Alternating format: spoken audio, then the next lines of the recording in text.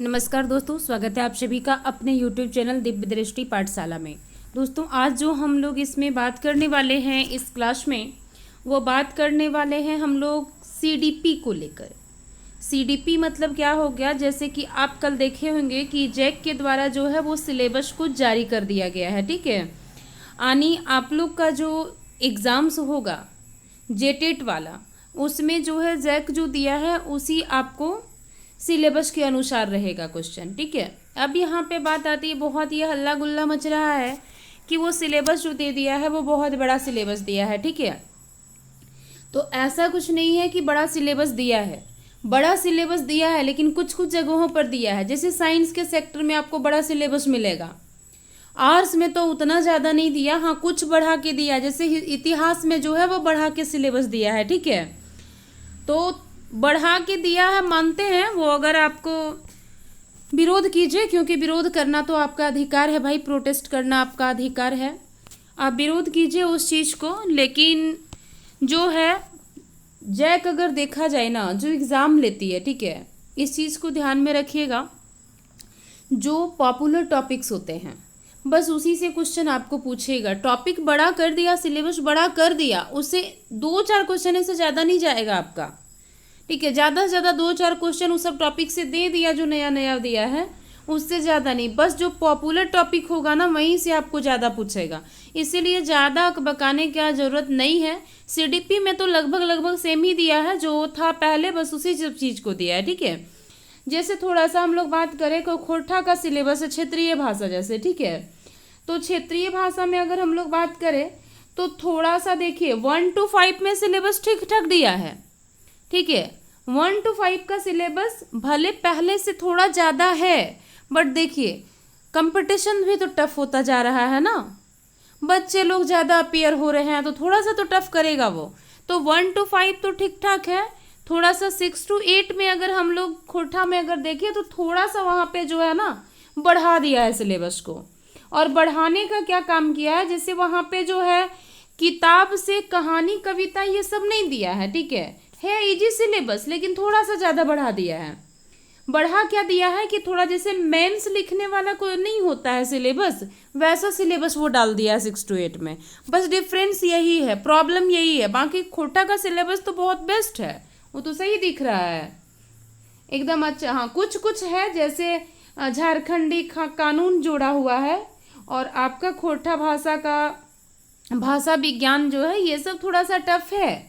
बाकी निबंध, नाटक, उपन्यास, कहानी, साहित्य ये सब जो दिया है वो सब ठीक है, वैसा कुछ है। बस ये है कि मेंस राइटिंग के जैसा ये दिया हुआ है, यही दिक्कत है। तो चलिए हम लोग क्लास को स्टार्ट करते हैं। और क्लास को स्टार्ट करने से पहले अगर हम लोग बात करें तो देखिए खोरठा भाषा का ना क्षेत्रीय रूप दिया जा चुका है MCQ के रूप में। ठीक है, आप लोग उसको देखिए। ठीक है, क्योंकि हम एक वीडियो बनाने के लिए बहुत मेहनत लगता है, स्कूल से आके इतना टाइम दे के आप लोगों के लिए कुछ करना चाहते हैं, तो फिर आप लोग जो है कुछ रिप्लाई देते ही नहीं है। रिप्लाई दीजिएगा तभी तो हम मोटिवेट होकर बनाएंगे वीडियो ना। तो थोड़ा सा आप लोग चैनल को सपोर्ट कीजिए। ठीक है, हमको आप करिए चाहे नहीं, चैनल को थोड़ा सपोर्ट कीजिए। चलिए आगे अगर हम लोग बात करेंगे तो यहाँ पे देखिए आप लोग इसी सब चीज़ के लिए जो है ना इतना सारा पैसा जाके दे देते हैं, निःशुल्क क्लासेस आपको दी जा रही है, और बता रहे हैं कि खोरठा में जो है ना आपका खोरठा और CDP जो है हम कंप्लीट करा देंगे। ठीक है, बाकी का भी हम जिम्मा नहीं ले पाएंगे क्योंकि टाइम कम है और मेरे पास टाइम है नहीं। ठीक है, एग्ज़ाम में टाइम कम दिया है और मेरे पास टाइम है ही नहीं, तो इसीलिए जो है आपको खोरठा के कोई जो अगर होंगे तो वो सारा हम जो है ना एक एक करके थ्योरी और MCQ सारा हम करवा देंगे। देखिए ज़्यादा जो ना बोले जा रहे हैं सिलेबस के लिए, उनको तो वहाँ पे राजनीति करना है ना। राजनीति करने का मतलब ये है कि बच्चा लोग से भी तो अट्रैक्शन होना है, ताकि बच्चा ये कि देखो सर कितने गुस्सा रहे हैं, मैडम कितनी गुस्सा रही हैं, सिलेबस ऐसा दे दिया वैसा दे दिया।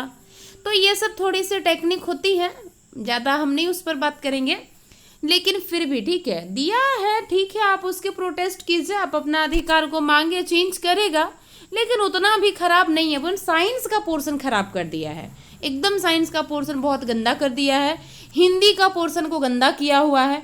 जो सारे पार्ट्स जो है गंदे नहीं है। ठीक है, आनी बड़ा सिलेबस नहीं है, लेकिन वही है कि कुछ कुछ को थोड़ा ज़्यादा बढ़ा दिया है वो। चलिए, तो 2 सब्जेक्ट जो है हम यहाँ पे आप लोग को कवर करवा देंगे, ठीक है, MCQ और ये। अब यहाँ पे देखिए, आज जो हम लोग चर्चा करने वाले हैं वो व्यक्तिगत विभिन्नता के बारे में हम लोग पढ़ने वाले हैं, ठीक है। और व्यक्तिगत विभिन्नता में भी देखा जाए, अगर आप लोग को देखिए, ये हम MCQ दे रहे हैं ना, देखिए 30 क्वेश्चन आप लोगों को बनाना है, ठीक है। 30 क्वेश्चन में मान लीजिए 15 टॉपिक अगर है तो एक टॉपिक से 2 क्वेश्चन पूछेगा। तो इसलिए जो है ना, आप लोग को हम ऐसा कर देना चाहते हैं जो कि एग्जाम में एक भी क्वेश्चन आपका नहीं छूटेगा। थ्योरी ठीक है, पढ़ लीजिए आप, हम मना नहीं कर रहे हैं, ठीक है, बट आप वो ऐसा करके जाइए ताकि एक, तो आप सोचिए ना कि एक टॉपिक से मान लीजिए 2 क्वेश्चन वो हमसे पूछेगा, कितना डीप जाके पूछ लेगा वो, बताइए कितना डीप जाएगा। इसीलिए जो है ना, हम क्वेश्चन फॉर्मेट में आप लोग को करवा दे रहे हैं। अगर आप लोग हमको रिप्लाई दीजिएगा कि वहाँ पे थ्योरी क्लास करवा दीजिए, तो थ्योरी क्लास भी करवा देंगे, लेकिन ज़रूर आप कमेंट बॉक्स में आप हमको रिप्लाई कीजिएगा तभी, क्योंकि डिमांड होगा तभी करवाएंगे, ठीक है। और दूसरी बात है, प्लीज़ आप लोग वीडियो देखते हैं तो वीडियो को थोड़ा सा शेयर कीजिए, ठीक है, चैनल को सब्सक्राइब कीजिए, वीडियो देखते हैं वीडियो को लाइक कीजिए, नहीं पैसा लगता है यार, क्यों आप लोग मतलब क्या बोले, कुछ नहीं बोल सकते हैं, थोड़ा सा तो लाइक शेयर भी कीजिए, सब्सक्राइब कीजिए, चैनल को सपोर्ट कीजिए। हम आप लोग के लिए इतना टाइम निकालते हैं तो आप लोग भी तो कुछ किया कीजिए। तो चलिए हम लोग आगे बढ़ते हैं और एक एक करके क्वेश्चन को देखने का प्रयास करते हैं। थोड़ा सा हम लोग इंट्रो ले लेते हैं कि व्यक्तिगत विभिन्नता क्या है। देखिए, व्यक्तिगत विभिन्नता जो है ना, यहाँ पे व्यक्तिगत और विभिन्नता 2 शब्द से मिलकर बना हुआ है।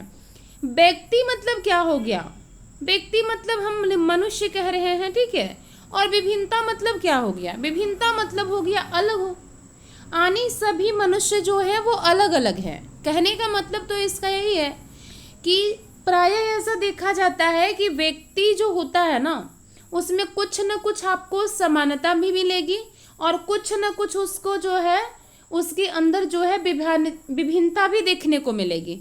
मतलब दोनों चीज़ें वहाँ पे आपको देखने को मिल सकता है। व्यक्ति के अंदर अगर हम लोग जाएंगे तो समानता भी कई तरह से देखा जा सकता है। तब हम लोग कहते हैं कि देखो ना, इसका आँख जो है ना मम्मी के जैसा मिल रहा है, ठीक है, इसका आँख जो है ना पापा के जैसा मिल रहा है, अरे उसका आँख तो ना मम्मी से मिल रहा है ना पापा से मिल रहा है, मतलब उसके अंदर विभिन्नता है, ठीक है। तो वही चीज़ यहाँ पे कहा जा रहा है कि ये जो है आपका ना, कि प्रायः ऐसा देखने को मिलता है कि व्यक्ति के अंदर जो है वो कुछ न कुछ क्या होता है, समानता मिलती है, परंतु अगर उसमें हम अगर जाएं तो आपस में जो है ना आपको अनेक प्रकार की विभिन्नताएं भी देखने को मिलेगी। यहाँ तक कि कोई भी व्यक्ति या बालक जो है ना, सभी एक जैसे नहीं होते हैं।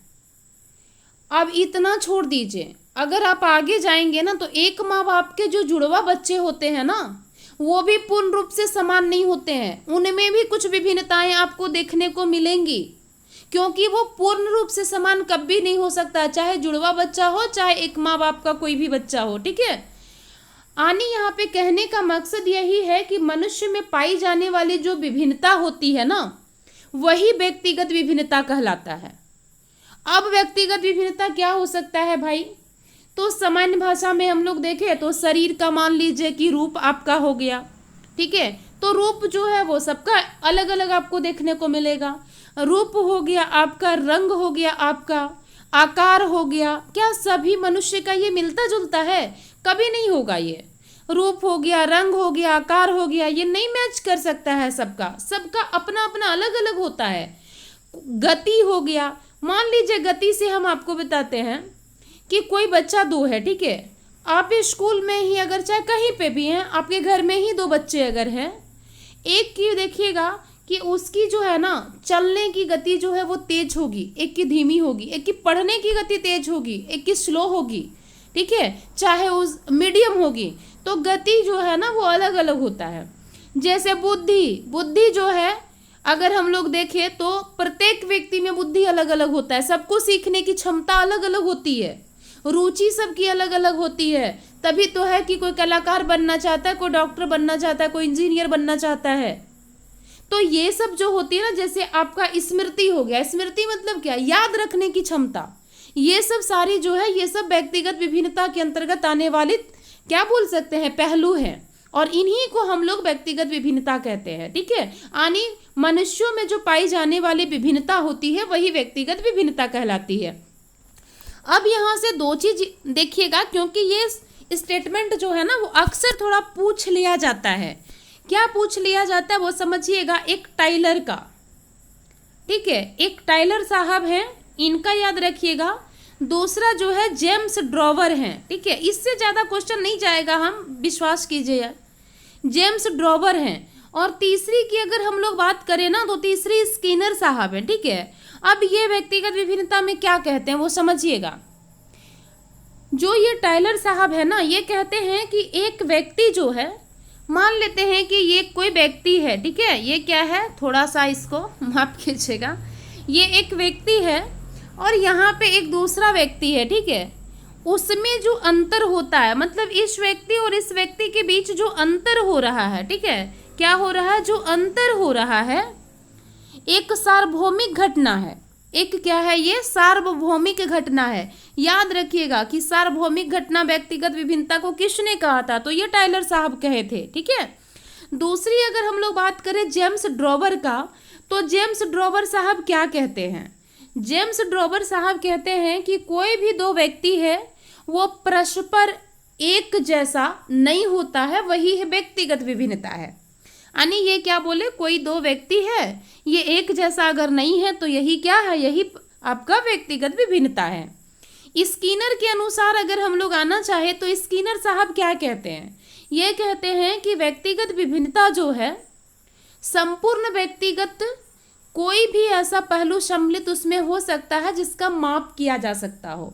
मतलब ये कहते हैं कि व्यक्तिगत विभिन्नता जो है ना उसमें संपूर्ण व्यक्तिगत कोई भी पहलू है वो शामिल हो सकता है, किसी भी व्यक्ति का जो भी संपूर्ण अपना पहलू है, ठीक है, व्यक्तिगत विभिन्नता से संबंधित वो शामिल हो सकता है, लेकिन वैसा चीज पहलू शामिल हो सकता है जिसका माप किया जा सकता है। मतलब माप किया जा सकता है वैसा पहलू जो शामिल है व्यक्तिगत विभिन्नता में, वही आपका व्यक्तिगत विभिन्नता है। तो आई होप आप लोग को यहाँ तक समझ में आया होगा। ठीक है, अब अगर हम लोग आगे चढ़े तो हम लोग आगे एक एक करके क्वेश्चन देखने का प्रयास करते हैं। और प्लीज़ आप लोग चैनल को थोड़ा सा वीडियो देखते हैं लाइक भी किया कीजिए, कमेंट्स भी किया कीजिए, ठीक है, और थोड़ा शेयर भी कर दिया कीजिए अगर अच्छा लगे तो। अगला क्वेश्चन आपके सामने है कि बाह्य रूप से दो व्यक्ति एक समान है। देखिए हम पहले ही कह चुके हैं कि सीडीपी अगर पढ़ते हैं तो पूरा एकदम डिस्कशन के साथ पढ़िए, ठीक है, क्योंकि क्वेश्चन आपको वही नहीं दे देगा, वहां से क्वेश्चन जो है थोड़ा सा इधर उधर आपको करेगा। ठीक है, इसीलिए यहाँ पे आपका दिक्कत क्या होगा वो समझिए। जितना ज़्यादा आप डिस्कशन करेंगे हो सकता है ही क्वेश्चन से ही आपका दूसरा क्वेश्चन निकल जाए, हो सकता है जो ऑप्शन दिया है उसी ऑप्शन से आपका दूसरा कोई ऑप्शन मतलब क्वेश्चन निकल जाए। तो इसको थोड़ा सा जो है ना वो अच्छे से पढ़ने का प्रयास कीजिएगा। ठीक है, डिस्कशन से हम बार बार कहते हैं कि इसमें भागने का प्रयास मत कीजिए। तो ये क्वेश्चन समझिए और सबसे पहले क्वेश्चन समझिएगा तभी आपका आंसर निकलेगा। हम टेक्निकल चीज़ें बता रहे हैं जो कि कोई नहीं बताएगा आपको। तो यहाँ पे क्या कह रहा है कि बाह्य रूप से दो व्यक्ति हैं एक समान, लेकिन वे अन्य योग्यताओं की दृष्टि से समरूप नहीं है। ऐसी व्यक्तिगत विभिन्नता क्या कहलाती है? व्यक्तित्व कहलाएगी, बाह्य विभिन्नता कहलाएगी, आंतरिक विभिन्नता कहलाएगी, या फिर इनमें से कोई नहीं? समझिएगा क्वेश्चन यहाँ पे क्या बोला हमसे। क्वेश्चन बोल रहा है कि कोई दो व्यक्ति है, ठीक है, बाहर से अगर देखा जाए तो ये समान है देखने में। जैसे कह सकते हैं कि दो बच्चा खड़ा है, ठीक है, हमको जो ऊपर से वो दिख रहा है, जो उसका चेहरा दिख रहा है एकदम माथा सर से लेकर पैर तक, वो उसकी बाह्य विभिन्नता हुई। अब वो जो है बाह्य विभिन्नता हो सकता है कि दो व्यक्ति जो है ना वो समान है, लेकिन यहाँ पे क्या कह रहा है कि अन्य योग्यता की दृष्टि से अगर हम देखेंगे तो वो समान नहीं है, ये चीज कह रहा है। ठीक है, तो वो कौन सी विभिन्नता कहलाएगी? तो वो जो है आपकी आंतरिक विभिन्नता कहलाएगी। जो भी विभिन्नता आपको उत्पन्न हो रहा है ना वो मोस्टली जो है आपको इंटरनल मिलेगा, एक्सटर्नल नहीं मिलेगा, बाह्य नहीं मिलेगा, आपको आंतरिक विभिन्नता ही मिलेगा। ठीक है, क्योंकि आनुवंशिकता और वातावरण जो है ये दोनों उसको चलने नहीं देगा, इसीलिए आंतरिक विभिन्नता ये हो जाएगा। ठीक है, आगे अगर हम लोग बढ़े तो अगला क्वेश्चन कहता है कि निम्नलिखित में से कथन सही है। मतलब ये जो चारों विकल्प आपको दिए हैं उनमें से कौन सा कथन सही है। दो व्यक्ति समान नहीं होते हैं। क्या दो व्यक्ति समान होते हैं? नहीं होते हैं, तो ये तो सही है। व्यक्तिगत विभिन्नताओं का मापन संभव है। ठीक है, आगे कह रहा है कि व्यक्तिगत विभिन्नता सार्वभौमिक होती है। सार्वभौमिक होती है, ये कौन बोला था? ये आपका बोलने वाले टाइलर साहब हैं, तो सही बात है, ये भी सही हो जाएगा। व्यक्तिगत विभिन्नताओं का मापन संभव है, क्योंकि ये बात स्किनर साहब ही बोल चुके हैं। और दो व्यक्ति समान नहीं होते हैं कभी, तो इसका राइट आंसर ऑप्शन नंबर आपका डी हो जाएगा। ठीक है, ध्यान दीजिएगा। अगला क्वेश्चन आपके सामने है, और अगला क्वेश्चन क्या है समझिएगा। बार बार कह रहे हैं, क्वेश्चन को समझ के आगे बढ़िएगा। लड़के मारपीट, झगड़ा करते हैं, खेल कूद अधिक पसंद करते हैं, क्योंकि लड़का जो होता है उसका स्वभाव ही वही होता है। ठीक है, कि वो मारपीट करेगा, झगड़ा में थोड़ा ज़्यादा इन्वॉल्व होगा, खेल कूद में ज़्यादा इन्वॉल्व होगा। इसकी अपेक्षा लड़की जो है वो कम होती है। ठीक है, जबकि लड़कियां जो है ये वस्त्र पहनने, गुड़िया खेलने तथा घरों में काम में ध्यान ज़्यादा लगाती है। यह विभेद कैसा विभेद कहलाता है? सीखने में भेद कहलाता है, योग्यता संबंधी भेद कहलाता है, रुचि संबंधी भेद कहलाता है, या फिर इनमें से कोई नहीं? तो देखिए, यहाँ पे सीखने में भेद तो हो नहीं सकता है। योग्यता क्या, एक लड़का और एक लड़की में ये योग्यता भरा हुआ रहता है। तुम अगर मैथ्स अगर पढ़ रहे हो तो तुम मैथ्स में 30 मार्क खान बन जाओगे, कोई लड़की नहीं बन सकती है, तो ये नहीं होगा। ये इसका राइट आंसर जो होगा ऑप्शन नंबर सी हो जाएगा आपका, रुचि संबंधी भेद। क्योंकि एक लड़के को मारपीट करने में, झगड़ा करने में, खेल कूद करने में उसको ज़्यादा पसंद होता है। ठीक है, आता है।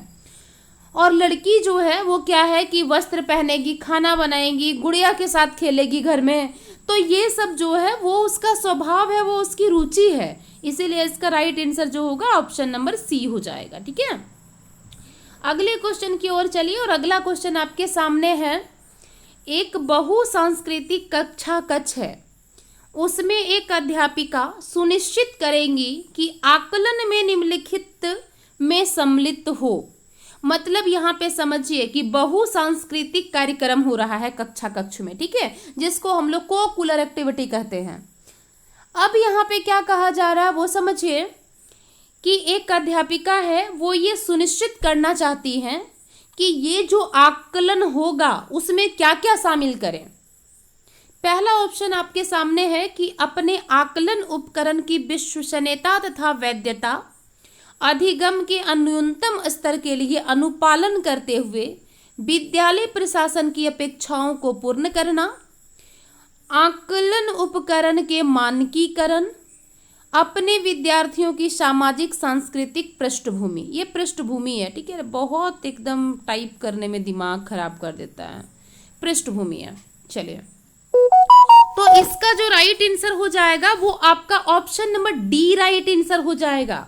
देखिए, यहाँ पे कह रही है कि सांस्कृतिक कार्यक्रम करवा रही हैं और उसमें आकलन के तौर पर क्या शामिल करेंगी, ये बातें को बोला जा रहा है। ठीक है, अब बताइए आकलन में हम क्या करेंगे, तो मेरी विश्वसनीयता और वैधता जो है यही काम आएगा। आकलन में अगर हम जिस चीज़ से रिलेटेड है वो चीज़ हम पहले दे ही नहीं रहे हैं, फिर हम विश्वसनीयता और वैधता रखेंगे तो क्या हो जाएगा, बच्चा वो कार्य करेगा ही नहीं, तो मेरी ईमानदारी और मेरी वैधता क्या रह गई। दूसरा है कि अधिगम के न्यूनतम स्तर के लिए अनुपालन करते हुए। अब अधिगम जो है, जो मेरा पाठ्यक्रम है, उसका हम एकदम न्यून से न्यून स्तर का पालन करें। यहाँ तो बहुसांस्कृतिक हो रही है, तो यहाँ पे जो है ना इसका डी नंबर ज्यादा उपयुक्त होगा। अपने विद्यार्थियों की जो सामाजिक सांस्कृतिक पृष्ठभूमि है उस आकलन में वहां पे शामिल करेंगी अध्यापिका, तभी जो है बच्चे से पॉजिटिव थिंकिंग आप ले पाएंगी। तो इसीलिए इसका right answer option number D हो जाएगा। ठीक है, अगला क्वेश्चन है, व्यक्तिगत शिक्षण में निम्नलिखित विधि नहीं आती हैं। देखिए, ये जो व्यक्तिगत शिक्षण होता है ना, इसमें कुछ विधियां आती है। ठीक है, अब कौन कौन से विधि आती हैं वो आपको हम बताते हैं। जैसे समझिएगा यहाँ पे, ठीक है, थोड़ा सा हम बता दे रहे हैं। मेनली अगर देखा जाए ना तो 10 विधि का जिक्र किया हुआ रहता है। ये नंबर अगर ऐसा आएगा ही नहीं, लेकिन अगर नंबरिंग आया कितने विधि है तो आप 10 नहीं मार दीजिएगा। हम इम्पोर्टेंट के रूप में बता रहे हैं कि 10 विधि हो सकता है। पहला विधि हम लोग प्रोजेक्ट विधि को ले सकते हैं, मतलब एक आपका विधि ये है प्रोजेक्ट विधि। दूसरा अगर हम लोग बात करें तो यहाँ पे डाल्टन विधि भी आएगा, जिसको डाल्टन प्रणाली कहते हैं या पद्धति कहते हैं। तीसरा आपको जो है व्यक्तिगत विभिन्नता के आधार पर जो है डेक्रोली है। कौन सी विधि है? डेक्रोली। ये सब याद रखिएगा क्योंकि वहाँ पे ना ऑप्शन में दे सकता है। डेक्रोली प्रणाली है। आगे अगर हम लोग जाएंगे तो कॉन्ट्रैक्ट प्रणाली हो गया, ये कॉन्ट्रैक्ट है, ठीक है, थोड़ा सा देखिए फिर से वहाँ मिस्टेक कर दिया है वो, कॉन्ट्रैक्ट प्रणाली। आगे अगर हम लोग जाएंगे तो कितना हो गया, इधर से 2 2 4 जो भी हुआ, चलिए 5 हो गया, ठीक है। अब यहाँ से अगर हम लोग आएंगे तो किंडरगार्टन का प्रणाली हो गया, मोंटेसरी का प्रणाली हो गया। ये सब बहुत इंपॉर्टेंट है व्यक्तिगत विभिन्नता को लेकर, ध्यान दीजिएगा। किंडरगार्टन, ठीक है, किंडरगार्टन प्रणाली, मोंटेसरी प्रणाली, क्या हो जाएगा, मोंटेसरी प्रणाली। ये सब व्यक्तिगत विभिन्नता से ही जुड़ा हुआ है। छठा हो गया, सातवां हो गया ह्यूरिस्टिक प्रणाली। कौन सी होगी, 8वां में लिखिए आप, ह्यूरिस्टिक प्रणाली। ह्यूरिस्टिक प्रणाली हो जाएगी, ठीक है। कौन सा, 8वां नंबर ह्यूरिस्टिक हो गई। और 9वां नंबर में आप लिख लीजिए बेसिक शिक्षा प्रणाली। क्या हो जाएगा, बेसिक शिक्षा प्रणाली। तो ध्यान रखिएगा यहाँ पे जो है ना, आपका मुख्य रूप से हम 10 बताए, लेकिन ये जो है क्या बोलते हैं, 9 ही हमको ज़्यादा इम्पोर्टेंट लगता है और ज़्यादा वैसा कुछ नहीं है। तो देखिए कौन कौन सा हो गया, याद रखिए एक बार, प्रोजेक्ट प्रणाली है। उसके बाद हम लोग जो देखे वो बिनेटिका प्रणाली देखे, सॉरी एक छूट गया, वही देखिए बिनेटिका प्रणाली, ठीक है, याद रखिएगा बिनेटिका, 10 हो गया आपका, बिनेटिका प्रणाली। तीसरा आएंगे तो डेक्रोली हो जाएगा प्रणाली। चौथा डाल्टन प्रणाली है। 5वां कॉन्ट्रैक्ट प्रणाली कह सकते हैं। छठा किंडरगार्टन प्रणाली हो गया। 7वां मोंटेसरी प्रणाली हो गया। 8वां ह्यूरिस्टिक प्रणाली हो गया। 10वां बेसिक्स, 9वां जो है वो बेसिक शिक्षा प्रणाली हो गया। तो ये सब जो है ना आपके कुछ विधि थे, ठीक है। अब उसी में से पूछ रहा है कि कौन सा व्यक्तिगत शिक्षण में विधि नहीं आती, तो जाहिर सी बात है सामूहिक शिक्षण कैसे आएगा, व्यक्तिगत की बात की जा रही है ना, फिर सामूहिक को आप कैसे ला सकते हैं वहां पे। तो इसका राइट आंसर जो है ऑप्शन नंबर आपका बी हो जाएगा। अगला क्वेश्चन है, निम्न में से व्यक्तिगत विभिन्नता के प्रकार है। शारीरिक विभिन्नता है, मानसिक विभिन्नता है, संवेगात्मक विभिन्नता है, उपरोक्त सभी। देखिए कोई भी व्यक्ति है ना, उसकी विभिन्नता अगर है तो हर तरीके से है। जैसे फॉर एग्जाम्पल आप समझने का प्रयास कीजिएगा। सबसे पहले शारीरिक स्तर पर हम विभिन्नता की बात करते हैं। क्या सभी व्यक्ति जो हैं उनके शरीर की रचना जो है बाहरी रूप से अगर हम देखें तो उसमें विभिन्नता देखने को मिलेगा, इसमें नो डाउट, शारीरिक स्तर पर कह रहा है, ठीक है। जैसे फॉर एग्जाम्पल कोई व्यक्ति गोरा है, कोई काला है, कोई सांवला है, कोई लंबा है, छोटा है, दुबला पतला है, मोटा है, ये सब क्या हो गया, ये सब जो है ना बाह्य रूप से अगर देखा जाए तो ये सब विभिन्नता देखने को मिलता है। और यही विभिन्नता जो है व्यक्ति की शारीरिक विभिन्नता हो जाती है। यहाँ पे ध्यान रखिएगा, जो भी बाह्य रूप में किसी का दिख रहा है व्यक्ति का विभिन्नता, वही आपका क्या है, वो आपकी व्यक्तिगत विभिन्नता है, यानी शारीरिक विभिन्नता है। अगर हम लोग आगे बढ़े तो बुद्धि स्तर पर भी विभिन्नता होता है। बालक बालिका जो है वो अगर देखा जाए तो मानसिक दृष्टि से भी उनके अंदर विभिन्नता पाया जाता है। कई बार कक्षा में अगर आप जाएंगे तो वहाँ पे देखने को मिलेगा अलग अलग बुद्धि के बालक आपको देखने को मिलेगा। कोई बालक जो है सामान्य बालक है, कोई मंद बुद्धि बालक है, कोई पिछड़ा बालक है, कोई प्रतिभाशाली बालक है। आप अगर ए बता रहे हैं तो वो जेड चला गया आपका। तो वही कह रहा है कि ये सब जो है ना बुद्धि के आधार पर व्यक्तिगत विभिन्नता देखने को आपको मिलेगा। अब ये जो बालक हैं वो बुद्धि लब्धि में भी विभिन्नता दिखाते हैं। जैसे किसी बालक का बुद्धि लब्धि जो है वो 140 के ऊपर है, किसी का 110 से 120 के बीच भी हो सकता है, किसी का 100 से कम भी हो सकता है, किसी का 75 से भी कम हो सकता है। तो 75 से कम वाले जो है ना वो आदि बुद्धि लब्धि में आते हैं। ठीक है, ध्यान रखिएगा। संवेगात्मक विभिन्नता में अगर हम लोग बात करेंगे तो संवेगात्मक विभिन्नता में क्या हम लोग देख सकते हैं? कोई व्यक्ति है जो संवेगात्मक दृष्टि से विभिन्नता में दिख रहा है ना। व्यक्ति अपनी आंतरिक भावना जो है ना उसके संवेग के माध्यम से वो व्यक्त करना चाहता है, और वही आपका संवेगात्मक विभिन्नता हम कह सकते हैं। व्यक्ति के अंदर जो है ना बहुत तरह की परिस्थिति आती है, और उस परिस्थिति के अनुसार जो है अनुसार जो है आपको विभिन्न तरह का व्यवहार भी देखने को मिलेगा, जो उस समय व्यक्ति के अंदर जो है ना संवेग उत्पन्न करता है, और वो संवेग जो है व्यक्ति के चेहरे पर स्पष्ट रूप से फिर दिखने लगती है। जैसे फॉर एग्जाम्पल भय आपका हो गया, ठीक है, क्रोध आपका हो गया, किसी का से प्रेम कर रहे हैं तो प्रेम हो गया, घृणा हो गया आपका। ठीक है, ये सब जो है ये सब संवेगात्मक विभिन्नता है, क्योंकि ये सब जो है ना परिस्थिति के अनुसार व्यक्ति में व्यवहार में चेंज होता है और आपको देखने को मिलेगा। उसी तरह विचार में विभिन्नता, क्या प्रत्येक व्यक्ति का विचार मिल सकता है? 2 आदमी बैठिएगा विचार कभी नहीं मिलेगा। हो सकता है हम कुछ विचार का समर्थन है, आप कुछ विचार के समर्थन है। यहाँ पे विचार के जो विभिन्नता होता है ना, इसमें ये देखने को मिलता है कि व्यक्ति का जो विचार है किसी काम या किसी वस्तु के प्रति जो है ना ये सकारात्मक या नकारात्मक दोनों प्रकार के विचार होता है यहाँ पे। तो यहाँ पे ये हो गया। आगे अगर हम लोग बढ़ेंगे तो योग्यता के आधार पर भी विभिन्नता मिल सकता है।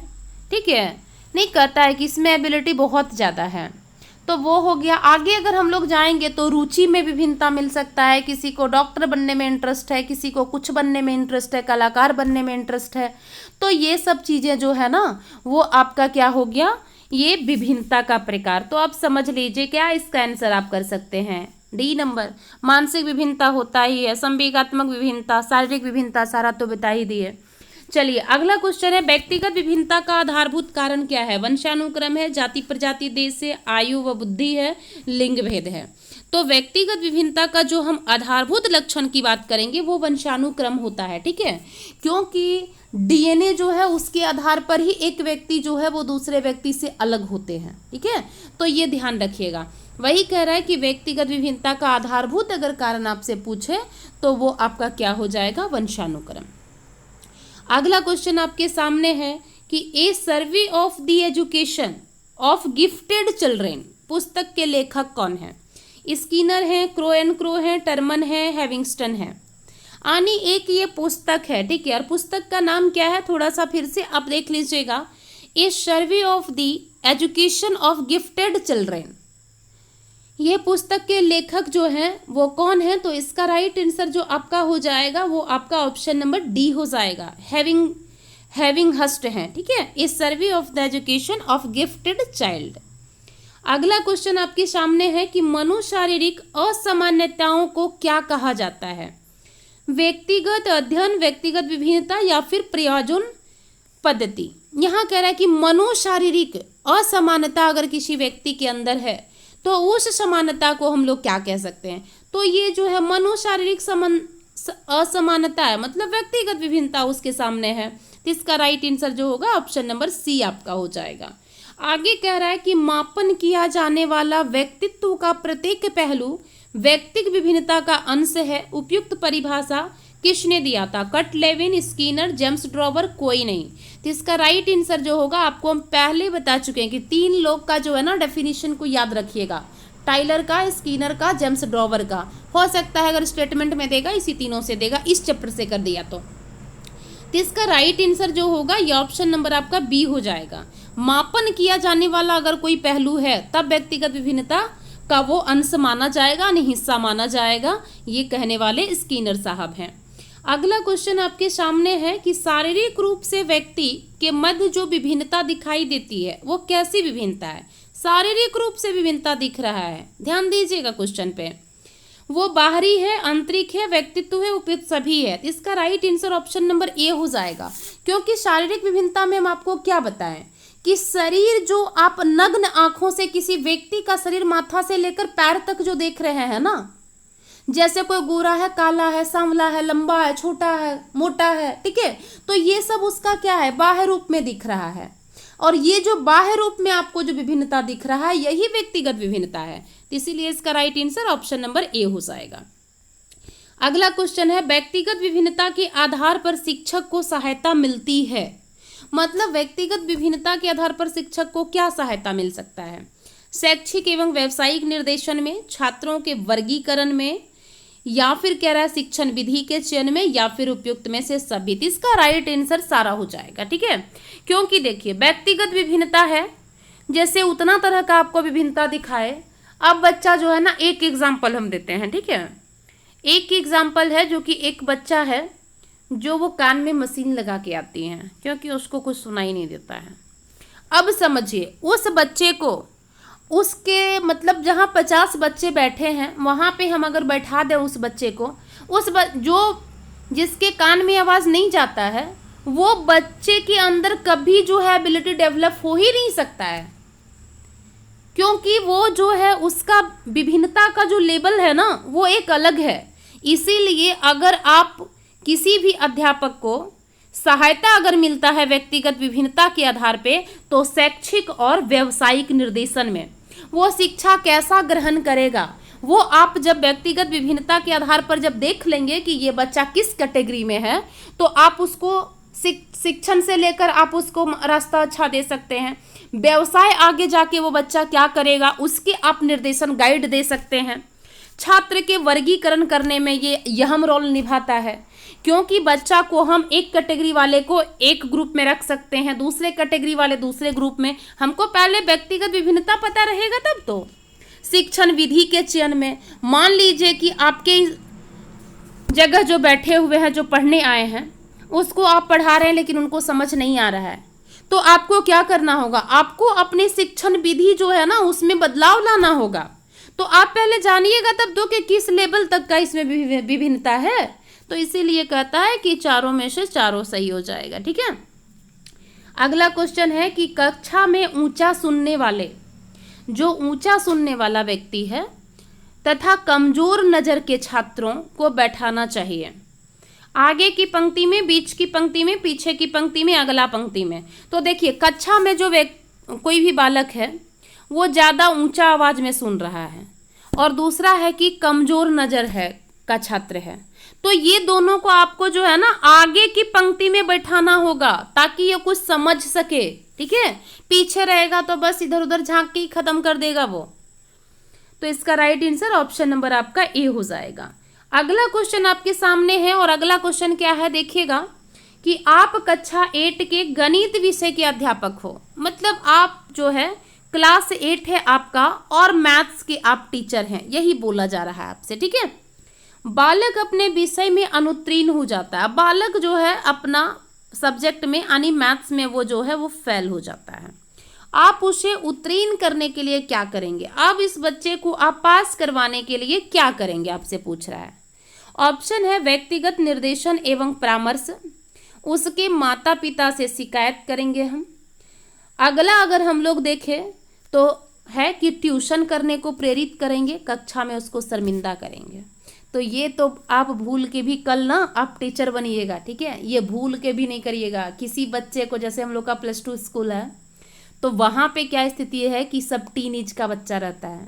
अगर बच्चा में कुछ गलती भी है तो उस बच्चे को आप 4 बच्चा जहाँ ग्रुप में बच्चा है वहाँ उस बच्चे को आप कुछ भी नहीं बोल सकते हैं, ना अच्छा बुरा तो बोल ही नहीं सकते हैं, आप उसको अच्छा भी नहीं बोल सकते हैं। अगर आपको उसको बताना है आपको अच्छे से, तो आप जो है उसको अकेले में जाके बोलिए, तो फिर शर्मिंदा कर दीजिएगा तो बच्चा तो फिर आएगा ही नहीं। आपको ट्यूशन करने को प्रेरित कीजिएगा, उसके पास पैसा ही नहीं है बेचारा के पास, और आप ट्यूशन करने के लिए प्रेरित कीजिएगा, वो कितना डेवलप हो पाएगा उसके अंदर।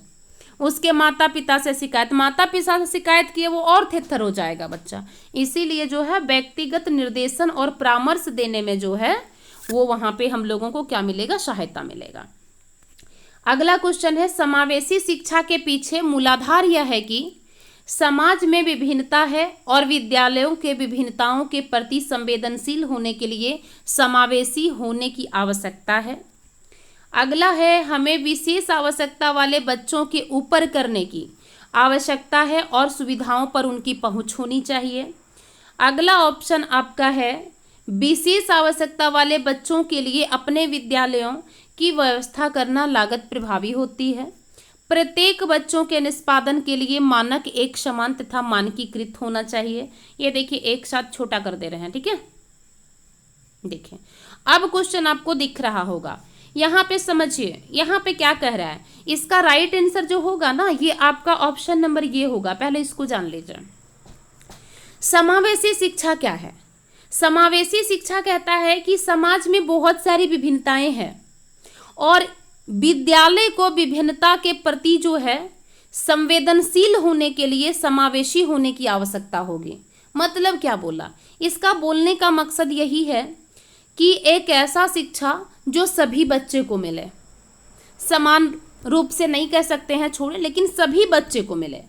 अब समावेशी शिक्षा कैसे दीजिएगा? कोई पिछड़ा हुआ बालक है, कोई मंदबुद्धि बालक है, तो उसको पहले सबसे पहले आपको व्यक्तिगत विभिन्नता को जानना होगा, तभी आप क्या कर सकते हैं, समावेशी शिक्षा का आप जो है ना सफल बना सकते हैं उसको। तो इसीलिए इसका right answer option number A हो जाएगा। अगला क्वेश्चन है कि एक बालक अपने विचारों एवं भावनाओं को प्रकट नहीं करता है, वह किस श्रेणी में रखा जाएगा? न अपने विचार को प्रकट करना चाहता है, न अपनी भावना को प्रकट करना चाहता है वो, ठीक है। तो उस स्थिति में आप क्या करेंगे? बच्चे को किस श्रेणी में रखेंगे वो कह रहा है। मूर्ख के अंदर रखेंगे, अक्रामक के रूप में रखेंगे, दमित के रूप में या स्वार्थी के रूप में? तो देखिए मूर्ख के रूप में तो आप रख ही नहीं सकते हैं, क्योंकि अपना विचार और भावना को प्रकट नहीं करता है अगर, तो वह मूर्ख थोड़ी है। वैसे भी कहा जाता है कि भारत में जिसको नाम लिखने जानता है वो साक्षर है ना। तो ये तो सरासर गलत हो गया। अक्रामक, आप गुस्सा कर दीजिएगा, अपना विचार भावना प्रकट नहीं करता है, तो फिर बच्चा कल से आना ही बंद कर देगा।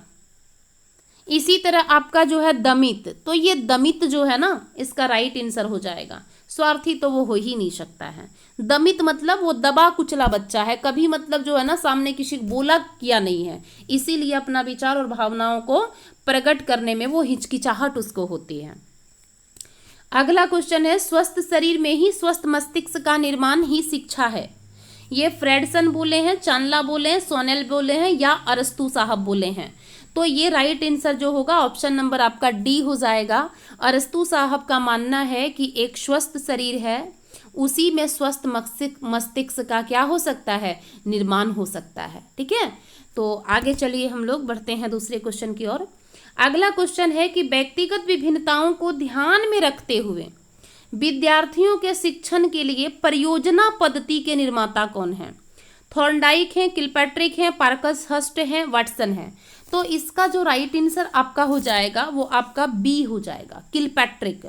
ये विधि से पूछता है, ठीक है, ध्यान रखिएगा, क्योंकि ये जो 10 विधि है ना कौन इसके हैं, तो ये प्रोजेक्ट प्रणाली जो है ना, ये परियोजना विधि बोलिए या तो फिर प्रोजेक्ट प्रणाली बोलिए, ठीक है, दोनों एक ही चीज है।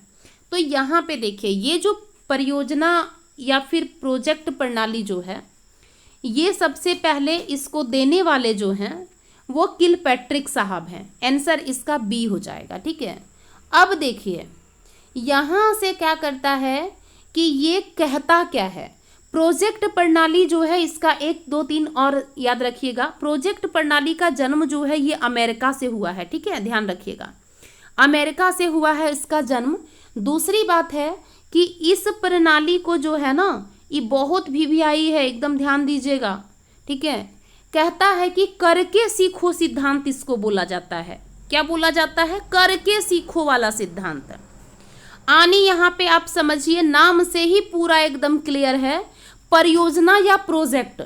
हम लोग किसी बच्चे को अगर कुछ बनाने के लिए चार्ट पेपर वगैरह में देते हैं तो वो क्या है, वो परियोजना या प्रोजेक्ट है। वो हम प्रोजेक्ट वर्क करने उसको दिए हैं, अगर वो करेगा तभी वो आगे सीख पाएगा, इसीलिए इसको करके सीखो सिद्धांत इसको बोला गया है, ठीक है।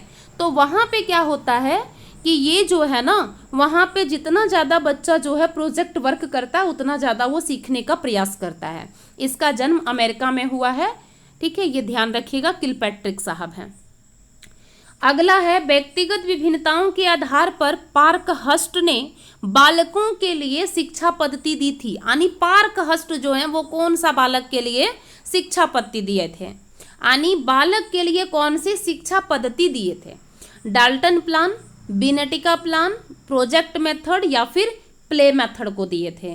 तो इसका राइट आंसर जो होगा ये आपका ऑप्शन नंबर ए हो जाएगा, डाल्टन प्रणाली। ठीक है, अब डाल्टन प्रणाली में ये समझिएगा, सबसे पहला तो पार्कहर्स्ट दिए हैं डाल्टन प्रणाली को, और डाल्टन प्रणाली में क्या कहता है? कहता है कि कोई एक बच्चा है, उसकी रुचि क्या है, उसकी क्षमता क्या है, यानी ये तीन चीज की बात करता है, ध्यान रखिएगा, रुचि, क्षमता व योग्यता का। कौन? आपका डाल्टन प्रणाली कहता है कि कोई बच्चा है जिसका रुचि, क्षमता, योग्यता जो है वो अगर देखा जाए तो उसी के अनुसार जो है ना वो काम करने के लिए स्वतंत्र होता है। छात्र को समय में आप बंधन में नहीं बांध सकते हैं। डाल्टन प्रणाली का कहना है कि छात्र को समय और बंधन में आप नहीं बांध सकते हैं। उसकी जो रुचि है, उसकी जो क्षमता है, उसकी जो योग्यता है, उसी के अनुसार उसको काम करने दीजिए, तभी जो है बच्चा विकास कर पाएगा। आगे यहाँ पे अगर देखा जाए तो इस प्रणाली में एक बहुत महत्वपूर्ण बात कही गई है, और वो कही गई है कि अध्यापक जो इस प्रणाली में रहेगा ना, अध्यापक जो रहेगा एकमात्र जो है ना ये पथ प्रदर्शक के रूप में रहेगा। कैसा रूप में? प्रदर्शक के रूप में। मात्र जो है अध्यापक प्रदर्शक के रूप में काम करेगा इस विधि में। किसमें? डाल्टन विधि में। ठीक है, क्योंकि देखिए रुचि, क्षमता, योग्यता में हम बांध दिए, समय में बांधे ही नहीं, कार्य में बांधे ही नहीं, तो फिर बात है कि अब हमको जो है उसके साथ, उस बच्चे के साथ कैसा रहना होगा? उस बच्चे के साथ सिर्फ और सिर्फ पथ प्रदर्शक के रूप में रहना होगा। अगला क्वेश्चन कह रहा है कि सीमा हर पाठ को बहुत जल्दी सीख लेती है। सीमा जो है वो हर एक पाठ को बहुत जल्दी सीख लेती है, जबकि लीना कोई लड़की है जो उसी पाठ को सीखने में ज़्यादा समय लेती है।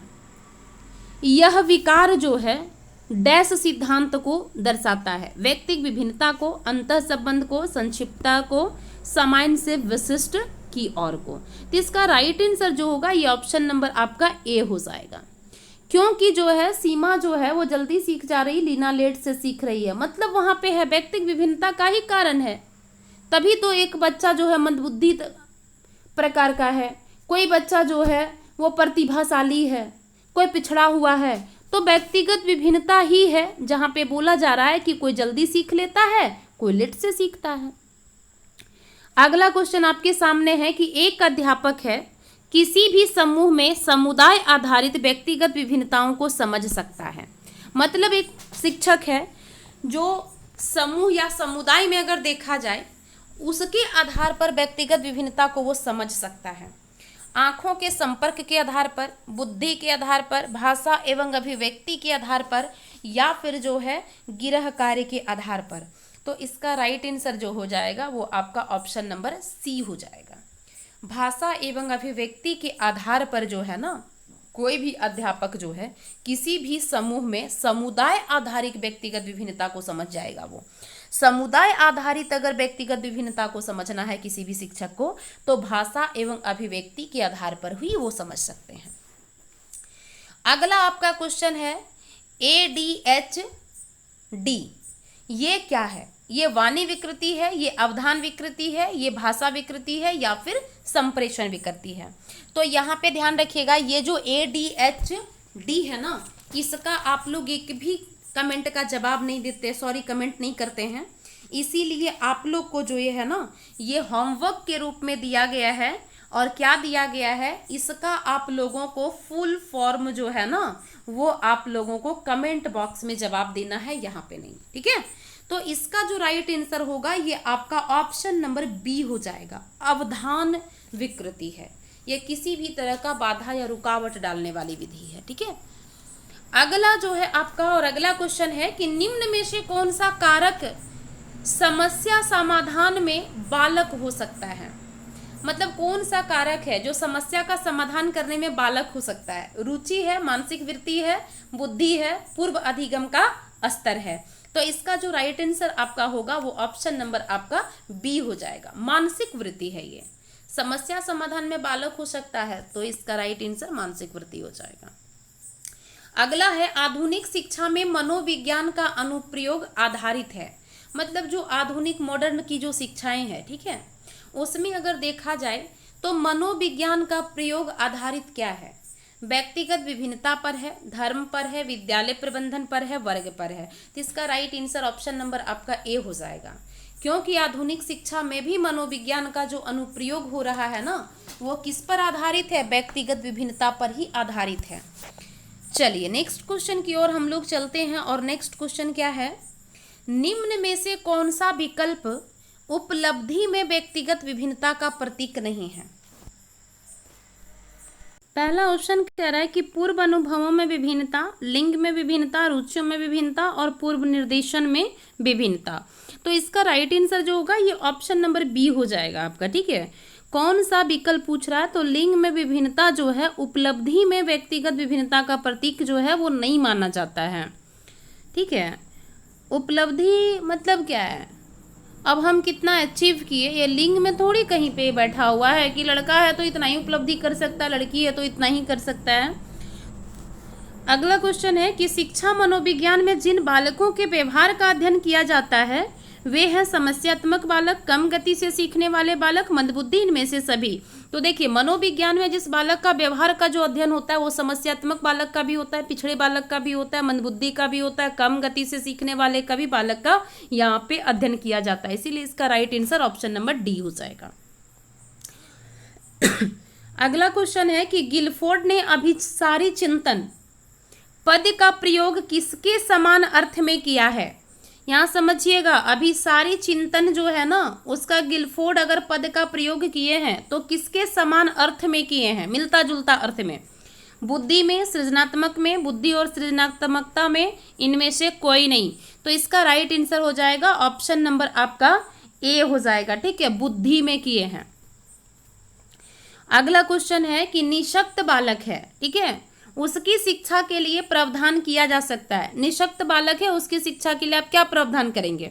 समावेशित शिक्षा करेंगे, मुख्य धारा में लाकर उसको डालकर उसको शिक्षा देंगे, समाकलन द्वारा देंगे, या फिर उपयुक्त में से कोई नहीं। तो इसका राइट आंसर जो होगा ये ऑप्शन नंबर ए हो जाएगा, ठीक है। समावेशित शिक्षा के द्वारा जो है तभी आप निशक्त बालकों को अच्छे से शिक्षा दे सकते हैं। जब तक समावेशी शिक्षा नहीं तब तक सभी कोई सीख नहीं सकता है। अगला क्वेश्चन है, ये क्वेश्चन रिपीट हो गया है, इसको हटाइए, ठीक है। चलिए अगला क्वेश्चन यहाँ पे क्या है कि आक्रामक बालकों की आक्रामकता को कम करने हेतु आप विद्यालय स्तर पर सर्वोचित उपाय करोगे। मतलब कोई आक्रामक बालक है, ठीक है, उसको आप कम करना चाहते हैं अपने विद्यालय स्तर पर, तो आप सबसे अच्छा उपाय क्या करेंगे? अभिभावक से शिकायत करेंगे, शक्ति का सदुपयोग करेंगे, कठोर अनुशासन करेंगे, या फिर दंड देना। तो इसका राइट आंसर जो आपका हो जाएगा वो हो जाएगा आपका बी नंबर, शक्ति का सदुपयोग वहां पे किया जाएगा। अभिभावक को शिकायत करेंगे तो बच्चा जो है ना किसी भी और खराब स्थिति में वो आक्रामक में आ सकता है। कठोर अनुशासन देंगे, दंड देंगे, तब भी उसका वही हाल रहेगा। इसीलिए जो है इसका right answer option number B हो जाएगा, शक्ति का सदुपयोग किया जाएगा। अगला क्वेश्चन है कि निम्नलिखित पद्धति व्यक्तिगत भेद को ध्यान में नहीं रखकर शिक्षण में प्रयुक्त किया जाता है। डाल्टन योजना, व्याख्यान पद्धति, बिनेटिका योजना, परियोजना पद्धति। तो इसका राइट आंसर जो आपका हो जाएगा वो हो जाएगा व्याख्यान पद्धति। देखिए यहाँ पे क्या बोला, बच्चा जो है ना वो कैसे सीखेगा, नहीं सीखेगा, एक अध्यापक को कोई मतलब नहीं है। कैसा अध्यापक को? जो व्याख्यान पद्धति के द्वारा दिया पढ़ा रहा है, मतलब लेक्चर दिया जा रहा है, दिए जा रहा है, बच्चा क्या समझ रहा है? एक तरह से ये वन वे हो गया। इसीलिए कहा जाता है कि वन वे एजुकेशन जो होता है, जो शिक्षा होता है, वो कभी भी उसमें बच्चा जो है वो विकास अपने आप को नहीं कर सकता है। क्योंकि आप अगर पढ़ा रहे हैं किसी बच्चा को तो उससे भी कुछ रिएक्शन आना चाहिए ना। और ये जो व्याख्यान पद्धति होता है, जिसको लेक्चर पद्धति इंग्लिश में कहा जाता है, ये जो लेक्चर पद्धति है ना, ये वन वे हो जाता है। टीचर अपने बोल रहा है 5 मिनट बोलना, 10 मिनट बोलना, बड़बड़ा लिया, वहां से निकल गया। तो यही कह रहा है कि इस पद्धति को जो है ना आपको ध्यान में नहीं रखना होगा व्यक्तिगत। चलिए आगे जो आपका है अगला क्वेश्चन है, थोड़ा सा ये भी क्वेश्चन बड़ा है, ठीक है, रुकिए। आगे क्या कह रहा है क्वेश्चन समझिएगा कि इस पर अत्यधिक वाद विवाद होता है कि क्या लड़कों एवं लड़कियों में योग्यताओं का विशिष्ट समूह उनकी आनुवंशिक घटक के कारण होता है। इस संदर्भ में निम्नलिखित में से आप सबसे अधिक किसे सहमत देंगे या महत्व देंगे। देखिए यहाँ पे आपसे क्वेश्चन बड़ा है लेकिन कुछ है नहीं, ठीक है। यहाँ पे कह रहा है कि आपके पास एक वाद विवाद अगर होता है इस मैटर पे कि लड़का और लड़की जो है उसकी योग्यता का एक विशिष्ट समूह होता है, और ये जो विशिष्ट समूह होता है ये आनुवंशिक घटक के कारण होता है।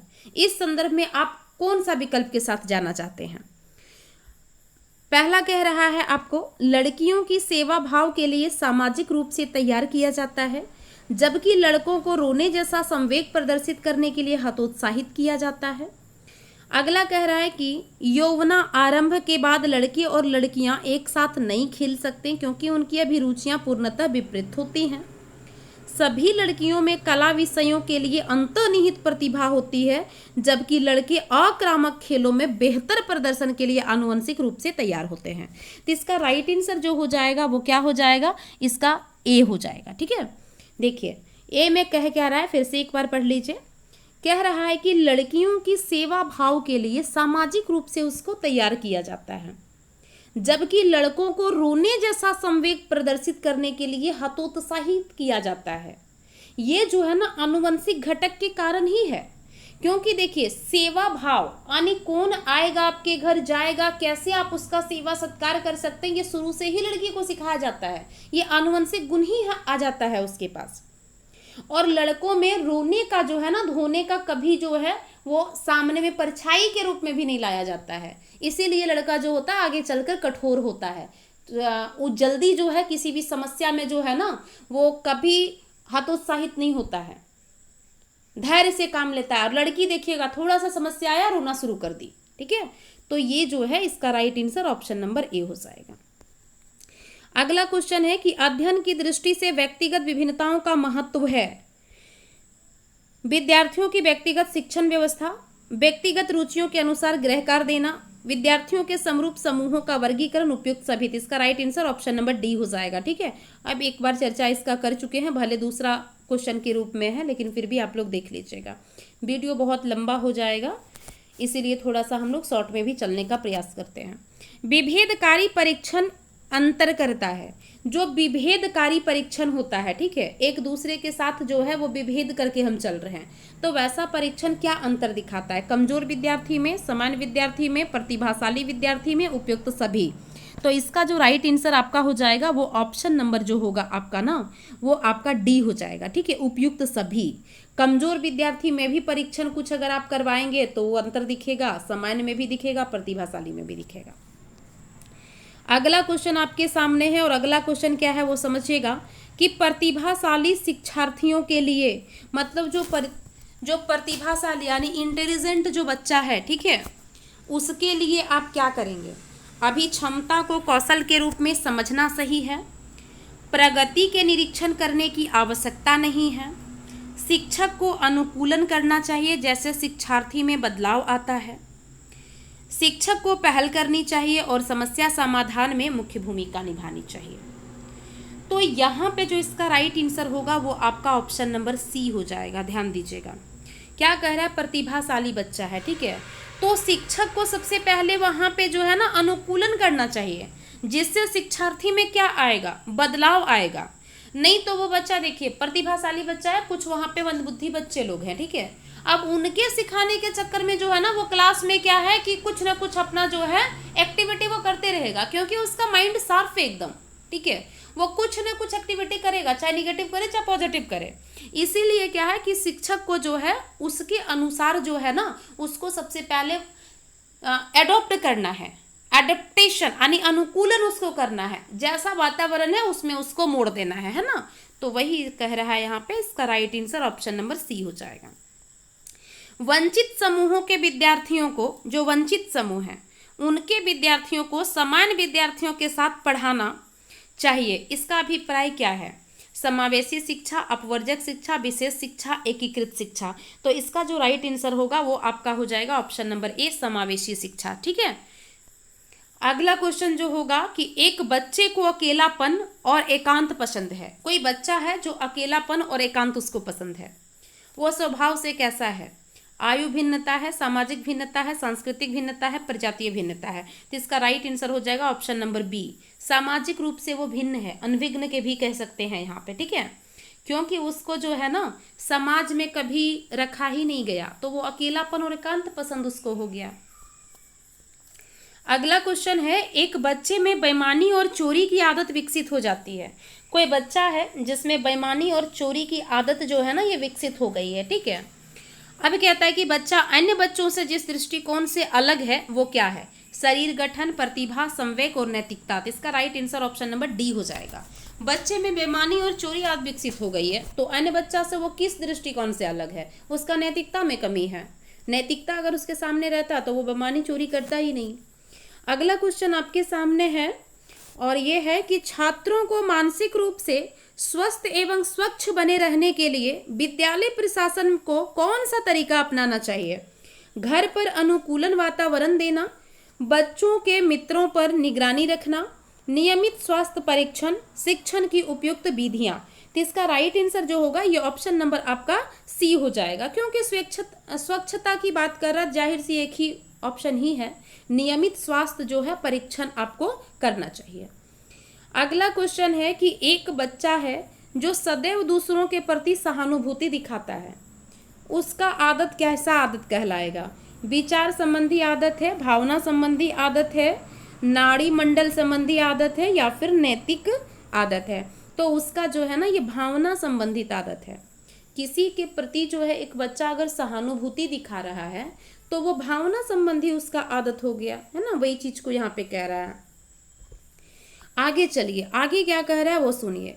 अच्छी स्मृति की विशेषता है शीघ्र पुनः स्मरण, शीघ्र पहचान, अच्छी धारणा, उपयुक्त सभी। तो इसका जो राइट आंसर हो जाएगा वो ऑप्शन नंबर डी हो जाएगा। अच्छी स्मृति, आप अच्छे तरीके से याद किसी चीज को रख सकते हैं कब? जब शीघ्र कोई चीज है उसका आप स्मरण करेंगे, शीघ्र उसको आने तुरंत जो है उसको पहचानने की आप कोशिश करेंगे, अच्छी धारणा उसकी प्रति रखेंगे, तभी तो आपको अच्छे स्मृति आएगा आपके अंदर। तो वही चीज कह रहा है। अगला क्वेश्चन है, अध्ययन की दृष्टि से व्यक्तिगत विभिन्नताओं का महत्व है। अध्ययन की दृष्टि से व्यक्तिगत विभिन्नता का क्या महत्व है? विद्यार्थियों की व्यक्तिगत शिक्षण व्यवस्था, गृहकार देना, समरूप समूहों में वर्गीकरण, उपयुक्त सभी। इसका right answer option number D हो जाएगा, ये आप लोग देख लीजिएगा। अगला क्वेश्चन है और है कि कक्षा में विद्यार्थियों का व्यक्तिगत विभेद क्या होता है? हानिकारक है क्योंकि इनसे विद्यार्थियों में परस्पर द्वंद्व उत्पन्न होते हैं। अनुपयुक्त है क्योंकि ये सर्वाधिक मंद विद्यार्थी के स्तर तथा पाठ्य चर्चा के स्थानांतरण की गति को कम करते हैं। लाभकारी है क्योंकि ये विद्यार्थियों की संज्ञानात्मक संरचनाओं को खोजने में अध्यापकों को प्रवृत्त करते हैं। और चौथा है लाभकारी नहीं है क्योंकि अध्यापकों को वैविध्यपूर्ण कक्षा को नियंत्रित करने की आवश्यकता है। तो इसका राइट आंसर जो आपका होगा वो ऑप्शन नंबर सी हो जाएगा। लाभकारी है क्योंकि ये विद्यार्थियों की संज्ञानात्मक संरचनाओं को खोजने में अध्यापकों को प्रवृत्त करता है। ठीक है, व्यक्तिगत विभेद उसको पता रहेगा एक टीचर को, तो संज्ञानात्मक संरचना को खोजने में क्या है, आसान होगा।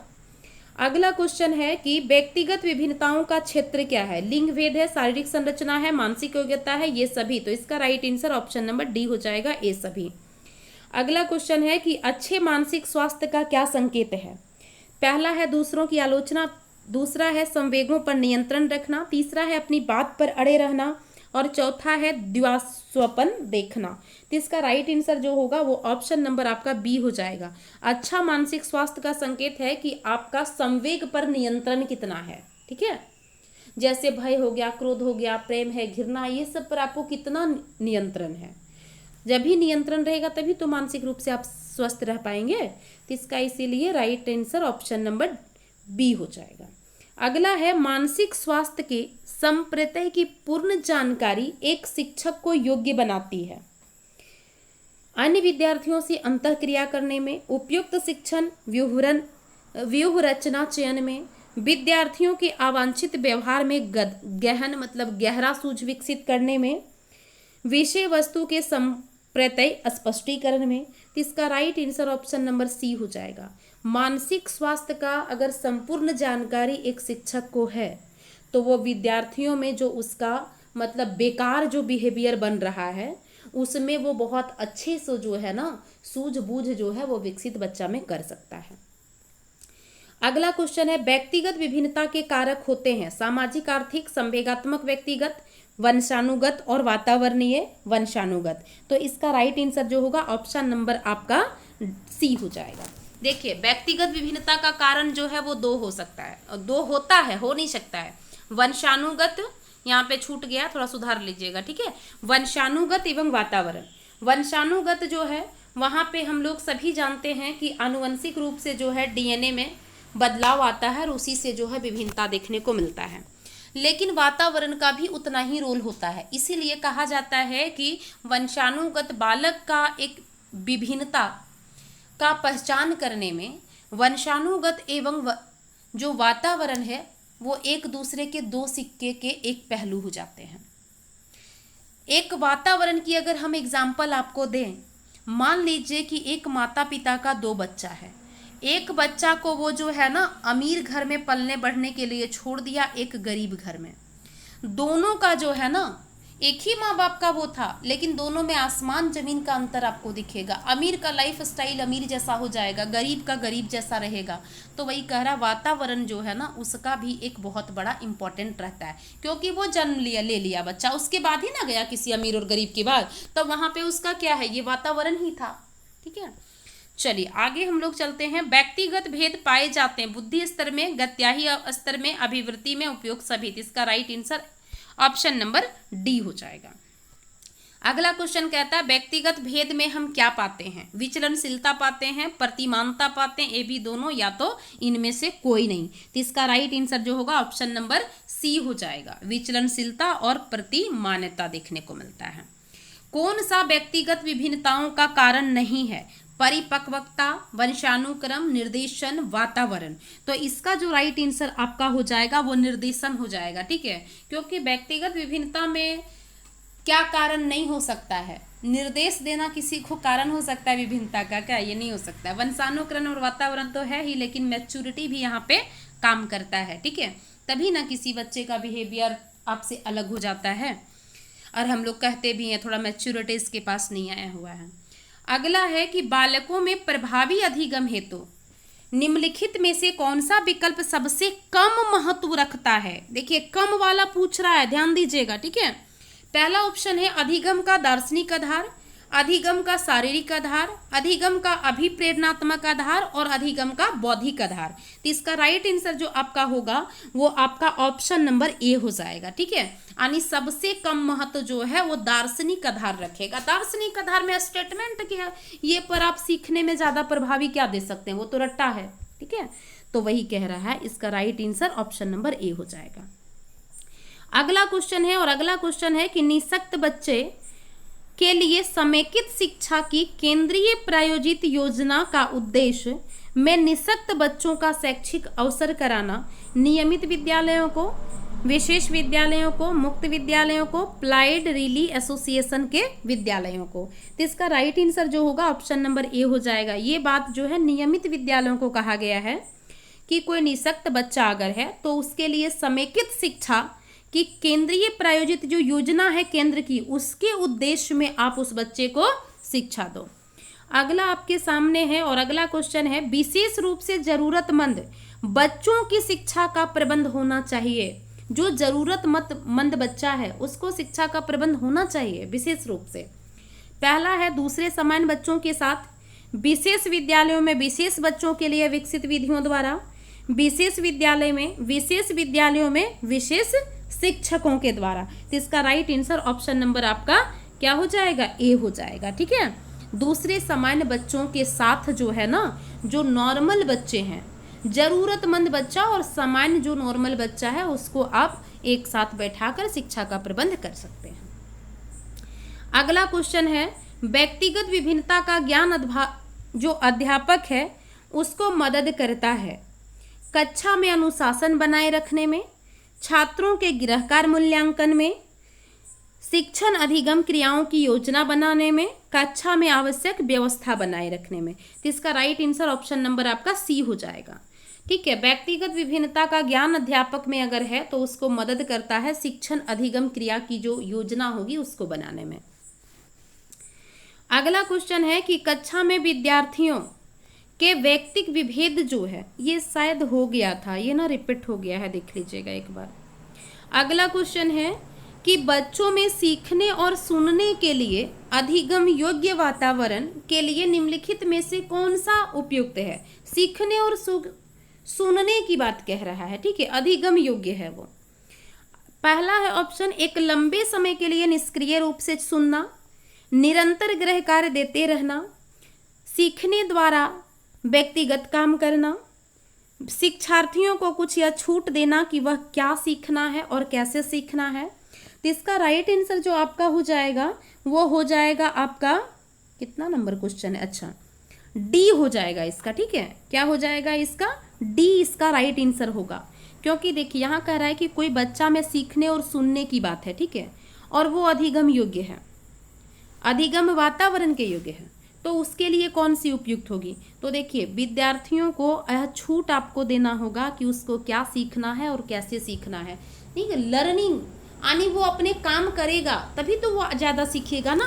इसीलिए आपको जो है अगर सुनने सीखने के लिए आप अगर बच्चे को तैयार कर रहे हैं तो आपको कुछ छूट वहाँ पे देना होगा कि बच्चा क्या सीखना चाहता है और कैसे उसको सीखना है।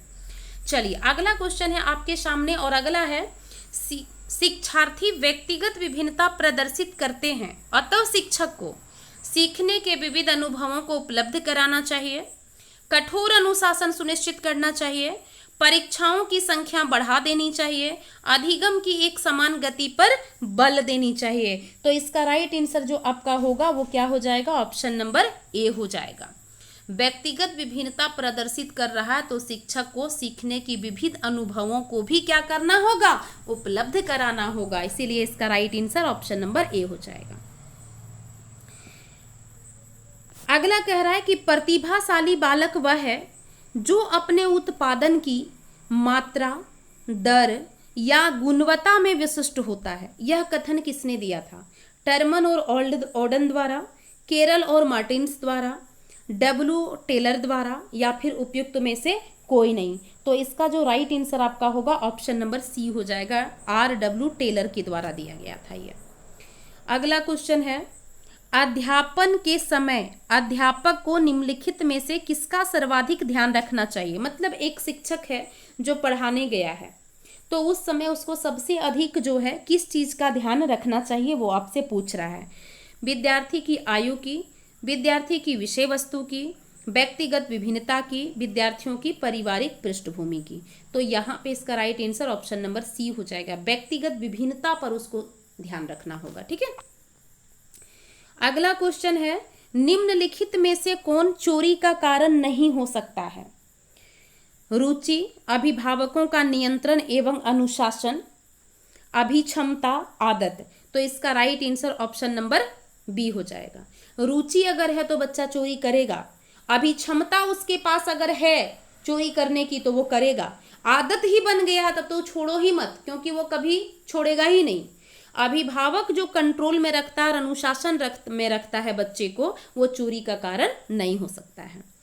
अगला ऑप्शन आपके सामने है क्वेश्चन, व्यक्तिगत विभिन्नता के आधार पर शिक्षा देने हेतु निम्न में से कौन सा विकल्प जो है वो उपयुक्त है। बुद्धि के स्तर के आधार पर बालकों को कक्षा विभाजन करना, लिंग के आधार पर बालकों का कक्षा विभाजन, लिंग के आधार पर गृह कार्य में विभिन्नता, बाल केंद्रित शिक्षण विधियों का प्रयोग। तो इसका राइट आंसर ऑप्शन नंबर आपका ए हो जाएगा, बुद्धि के स्तर के आधार पर बालकों का कक्षा में विभाजन। अगला क्वेश्चन हम लोगों के सामने है और है कि बालकों में व्यक्तिगत विभेद का मुख्य कारण क्या है। विद्यालय की गुणवत्ता है, माता पिता की शिक्षा है, शारीरिक विभिन्नता है, या फिर मानसिक गुण है। तो इसका राइट आंसर ऑप्शन नंबर आपका डी हो जाएगा, व्यक्तिगत विभेद का मुख्य कारण मानसिक गुण है। अगला क्वेश्चन है कि वह प्रक्रिया जिसके द्वारा वस्तुओं तथा वस्तुनिष्ठ तथ्यों को ज्ञान इंद्रियों के द्वारा जाना जाता है, वो निर्देशन कहलाता है, वो प्रत्यक्षीकरण कहलाता है, वो प्रशिक्षण कहलाता है, वो अभिकर्मित अधिगम कहलाता है। तो इसका right answer option number B हो जाएगा। ठीक है, क्योंकि देखिए ज्ञान इंद्रियों के द्वारा जो सीखा जाता है ना, वो प्रत्यक्ष सीखा जाता है। जैसे एजुकेशन टूर होता है, क्यों ले जाया जाता है? इसी कारण से कि बच्चा जो है, एक बालक जो है, वो प्रत्यक्ष रूप से देख कर सीखे। क्योंकि पढ़ा हुआ लोग भूल सकता है, लेकिन आंख से देखा हुआ जो है ना, वो कभी नहीं भूल सकता है। तो इसीलिए इसका राइट आंसर ऑप्शन नंबर आपका बी हो जाएगा। अगला क्वेश्चन है कि व्यक्तिगत विभिन्नता पर सर्वप्रथम महत्वपूर्ण काम करने वाले व्यक्ति कौन थे? वुड थे, वाटसन थे, फ्रांसीसी गाल्टन थे या स्किनर थे? तो इसका राइट आंसर ऑप्शन नंबर आपका सी हो जाएगा। फ्रांसीसी गाल्टन जो थे, ये सबसे पहले अगर देखा जाए तो व्यक्तिगत विभिन्नता पर काम किए थे। अगला क्वेश्चन है कि छात्रों में सीखने की योग्यता निर्भर करती है सामाजिकता पर, संस्कृति पर, परिवार पर, व्यक्तिगत विभिन्नता पर। तो इसका right answer option number D हो जाएगा। जैसा व्यक्तिगत विभिन्नता होगा वैसा ही वो सीखने में सक्षम होगा। अगला क्वेश्चन है, और अगला क्वेश्चन थोड़ा सा बड़ा है। क्वेश्चन कह रहा है कि विद्यालयों को किसके लिए व्यक्तिगत विभिन्नताओं को पूरा करना चाहिए? एक विद्यालय है, उसको किसके लिए व्यक्तिगत विभिन्नता को पूरा करना चाहिए? पहला ऑप्शन आपके सामने है, व्यक्तिगत शिक्षार्थियों के मध्य खाई को कम करने के लिए, शिक्षार्थियों के निष्पादन और योग्यता को समान करने के लिए, यह समझने के लिए कि क्यों शिक्षार्थी सीखने के योग्य या अयोग्य हैं, और अगला है व्यक्तिगत शिक्षार्थी को विशिष्ट होने की अनुभूति कराने के लिए। तो इसका राइट आंसर ऑप्शन नंबर आपका सी हो जाएगा। यह समझने के लिए कि क्यों शिक्षार्थी सीखने के योग्य या अयोग्य है। क्योंकि देखिए, जब तक आप व्यक्तिगत विभिन्नता को पूरा आप इसलिए करना चाहते हैं कि बच्चा क्या सीख रहा है, किसके योग्य है ये, या क्या नहीं सीख पा रहा है, किसके ये अयोग्य है। अगर उसी चीज को अगर हम जान जाएंगे तो बच्चा का विकास हो जाएगा। कैसे जानेंगे? तो व्यक्तिगत विभिन्नता से ही हम जानेंगे। तो इसका right answer option number C हो जाएगा। और आज के सेशन का आपका जो है ये सबसे लास्ट क्वेश्चन है। ठीक है, क्या कह रहा है कि शिक्षार्थियों में व्यक्तिगत विभिन्नताओं को संबोधित करने के लिए विद्यालय किस प्रकार का सहयोग उपलब्ध करवा रहा है? बाल केंद्रित पाठ्यचर्चा का पालन करना और शिक्षार्थियों को सीखने के अनेक अवसर उपलब्ध कराना। दूसरा है शिक्षार्थियों में व्यक्तिगत विभिन्नताओं को समाप्त करने के लिए हर संभव उपाय करना। और तीसरा है धीमी गति से सीखने वाले शिक्षार्थियों को विशेष विद्यालय भेजना। और लास्ट ऑप्शन है सभी शिक्षार्थियों के लिए समान स्तर की पाठ्यक्रम जो है, पाठ्यचर्चा जो है, उसका व्याख्यान करना। तो इसका राइट आंसर ऑप्शन नंबर आपका ए हो जाएगा। ठीक है, कह रहा है कि क्वेश्चन पहले समझिए तभी ऑप्शन समझ में आएगा। शिक्षार्थियों में व्यक्तिगत विभिन्नता को संबोधित करना है। ठीक है, तो विद्यालय किस प्रकार का सहयोग उपलब्ध करवा सकता है? तो बाल केंद्रित पाठ्यचर्चा का पालन करेगा वो, यानी जो भी सिलेबस होगा वो बालक को केंद्र में रख के किया जाएगा। और शिक्षार्थी को सीखने का अधिक से अधिक जो है वो क्या किया जाएगा? अवसर उपलब्ध कराया जाएगा, जिससे जो है विद्यालय के अंदर जो है ना वो सहयोग उपलब्ध वो व्यक्तिगत विभिन्नता से संबंधित करवा सकता है। आज का सेशन का लास्ट क्वेश्चन था। चलिए, बहुत बहुत धन्यवाद आप सभी को। मिलते हैं अगले क्लास में, तब तक के लिए सभी को बाय बाय, टेक केयर। लेकिन याद रखिएगा, ये जितना भी क्वेश्चन था ये सारा आपका जो है ना, इससे ज़्यादा आपका क्वेश्चन नहीं पूछा जाएगा इस चैप्टर से। और जो है सारा क्यों नहीं पूछा जाएगा? क्योंकि सारा जो है ये प्रीवियस ईयर का दिया है क्वेश्चन। हम एक भी क्वेश्चन जो है ना आप कहिएगा कि बिना पूछा हुआ एग्जाम का दिए हैं, तो यहाँ कोई भी क्वेश्चन वैसा नहीं है। कुछ क्वेश्चन जो बड़े बड़े थे वो सीटेट से लिया गया था, बाकी आपके जो है स्टेट टेट से था। ठीक है, तो ये ध्यान रखिएगा कि सारे जो है आपके प्रीवियस ईयर के क्वेश्चन हैं। इसीलिए आप लोग जो है वीडियो को बिना स्किप किए बहुत अच्छे से देखिए और थोड़ा सा चैनल को सपोर्ट करने का काम करिए। क्योंकि जब तक चैनल सपोर्ट नहीं होगा, सपोर्ट नहीं आप कीजिएगा, तब तक हम आगे जो है कैसे आप लोग को मोटिवेट होकर अच्छे से हम लोग उपलब्ध करवा सकें। तो इसीलिए जो है थोड़ा सा आप लोग सहयोग बनाए रखिए। और आपका टेलीग्राम ग्रुप जो है, जाके टेलीग्राम ग्रुप में आप ज्वाइन होइए। दिव्य दृष्टि पाठशाला के नाम से बना हुआ है। ठीक है। कॉन्टैक्ट नंबर हमारा ये है, अगर कुछ प्रॉब्लम है तो आप पूछ सकते हैं। बाकी एक फेसबुक पेज बना दिया गया है आप लोग के लिए, JPSC JSSC बाय प्रिया मैम के नाम से, उसको भी फॉलो कीजिएगा क्योंकि वहाँ भी आपको इन्फॉर्मेशन मिलेगा। अगला जो है, अगर देखा जाए तो वीडियो जो इतना मेहनत करके फाइल बनाए, रिकॉर्ड करके आप लोगों के सामने दे रहे हैं, अगर हमारी दी हुई जानकारी आपको अच्छी लगी तो प्लीज़ आप थोड़ा सा वीडियो को जो है ना शेयर कीजिएगा अपने दोस्तों के साथ, चैनल को सब्सक्राइब कीजिएगा, ठीक है, ताकि हम जो है आगे आप लोगों के लिए इसी तरह एकदम हंसते खेलते हुए काम करते रहें। वीडियो को लाइक कमेंट्स भी कीजिएगा, अगर कोई आपको लगे कि और कुछ अच्छा हो सकता है तो ज़रूर वहाँ पे कमेंट में आप जो है रिव्यू के रूप में कुछ लिखिएगा, ठीक है। चलिए, तो बहुत बहुत धन्यवाद, मिलते हैं अगली क्लास में, तब तक के लिए सभी को टेक केयर, ठीक है, धन्यवाद। और ये जो है ना बता दे आपको हम फिर से कि CDP और खोठा का क्लास, ये दोनों जो है आपका पूरा करवा देंगे, इससे ज़्यादा जो है वो कभी एग्ज़ाम में आपका नहीं आएगा, विश्वास रख लीजिए। एग्ज़ाम के बाद आइएगा फिर बोलिएगा, ठीक है। चलिए, तो मिलते हैं अगले क्लास में, तब तक के लिए सभी को बाय बाय, टेक केयर, धन्यवाद।